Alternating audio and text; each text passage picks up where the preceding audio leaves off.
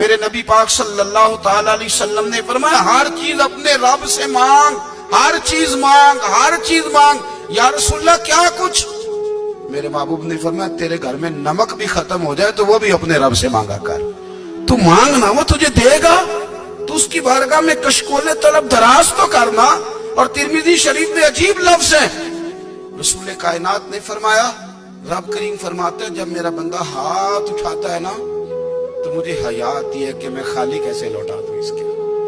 اتنے بڑے بادشاہ کی بارگاہ میں، او بھائی لوگوں سے عزتیں تلاش کرتے ہو تو وہ کیا تمہیں عزت دیں گے؟ وہ تو کل اچھا کہتے ہیں پرسوں برا کہنے لگ جاتے ہیں۔ لوگوں کے سامنے گڈ بک میں آنا چاہو گے تو وہ تو سویرے تمہارے بارے میں کچھ کہیں گے، شام کچھ اور کہیں گے۔ اپنی روحانی زندگی آباد کریں، اپنے مسلح کو وقت دیں، اور دنیا سے چھپ کر اس موبائل کو بند کر کے اور اپنے آپ سے بھی چھپ کے اور تنہا ہو کے چھپا کے سارا کچھ اپنے آنسو اپنے رب کی بارگاہ میں پیش کریں، اس کے حضور حاضری دیں۔ سنو نا ترمذی کی حدیث اور اسے یاد رکھنا، نبی پاک علیہ السلام نے فرمایا اپنے دکھ لوگوں کے سامنے نہ بیان کرنا، سیٹھوں نوابوں کو نہ بتاتے پھرنا، دنیا داروں کے سامنے جا کے نہ رونا کہ میں تکلیف میں ہوں۔ فرمایا اگر دنیا داروں کو دکھ بتاؤ گے رب تمہیں کبھی غنی نہیں کرے گا۔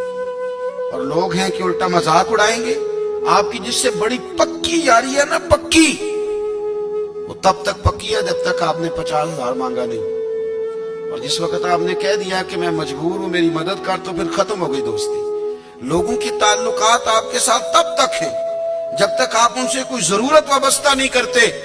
کریم محبوب فرمانے لگے بندوں کے سامنے دکھ نہ بیان کرنا، اللہ تجھے کبھی غنی نہیں کرے گا، تو اپنے دکھ اپنے رب کو بتا، تو دعائیں مانگ، تو اس کی بارگاہ میں حاضر ہو، تو اس کے حضور عرض کر۔ فرمایا اپنے دکھ اپنے رب کو بتا، وہ جلدی کرے یا دیر سے کرے تجھے ساری دنیا سے بے نیاز کر دے گا، تجھے کسی کا محتاج نہیں رہنے دے گا۔